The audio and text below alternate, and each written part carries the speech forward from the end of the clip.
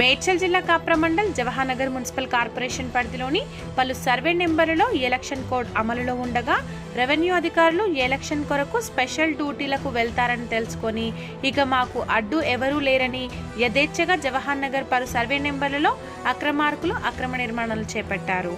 Election డ్యూటీల అనంతరం విధులకు హాజరైన ఆర్ఐ శ్రీలక్ష్మి వర్షం పడుతున్నా లెక్క చేయకుండా ఎక్కడ అక్రమ నిర్మాణం కనిపిస్తే అక్కడికి వెళ్లి అక్రమ నిర్మాణంలో భూస్థాపితం చేయడం జరిగింది.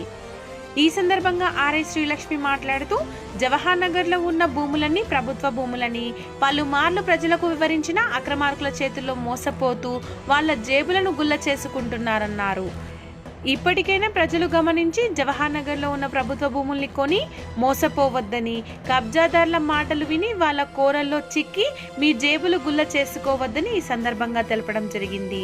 ఈ కూల్చివేతల్లో కాప్రా మండల్ రెవెన్యూ యంత్రాంగం తదితరులు పాల్గొన్నారు.